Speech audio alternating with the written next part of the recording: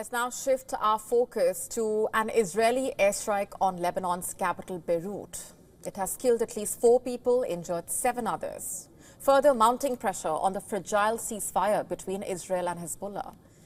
The attack occurred in the wee hours of Tuesday in a southern suburb of Beirut, considered a Hezbollah stronghold, housing many of its senior leaders.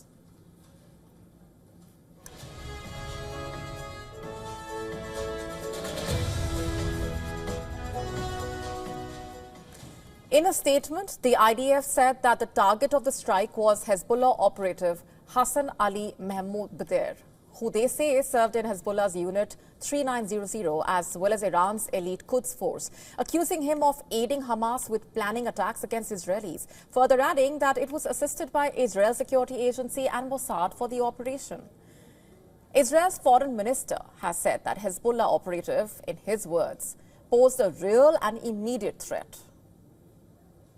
This morning, or very early this morning, IDF fighter jets struck a Hezbollah terrorist in Beirut.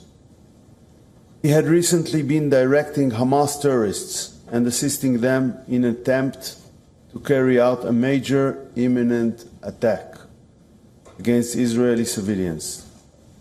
The terrorist posed a real and immediate threat, what we called ticking bomb. Therefore, we had to eliminate the threat. Israel will continue to remove any threat to our citizens. In fact, a senior Hezbollah legislator has said that the group is not looking for a war with Israel, but is ready for it, especially if it is imposed on them.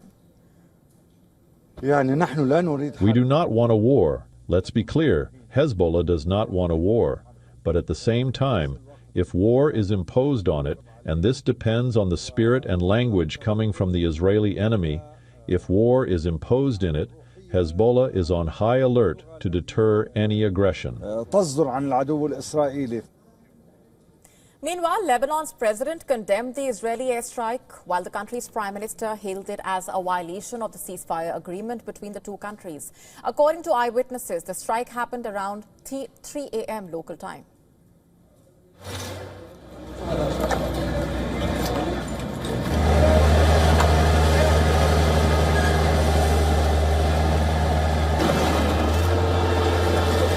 We were at home at 3 a.m. We were sleeping. We hear a woo sound and a powerful strike hit. I carried my daughters and got them down from the building. We asked around and searched for the strike location and what had happened. They said the strike hit our neighbor next to us, really close to us, but we didn't pinpoint it exactly because of the dust that was everywhere, and the smell was really disturbing. And in the aftermath of the strike, visuals showed extensive damage in at least the top 3 floors of the residential building, with the balconies of these floors completely blown out.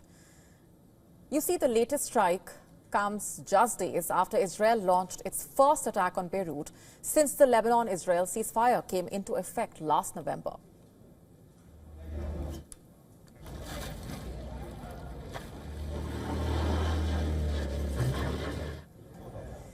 In last Friday's attack, the Israeli military had struck a drone storage unit that it claimed was being used by Hezbollah, further alleging that they launched the attack after 2 rockets were fired towards Israel from southern Lebanon, an allegation denied by Hezbollah.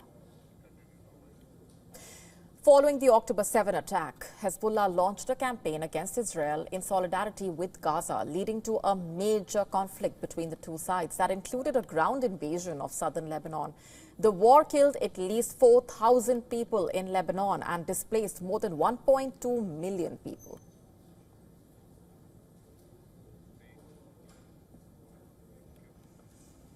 Every war has casualties, and most times it's the ordinary citizens who end up paying the price of conflict.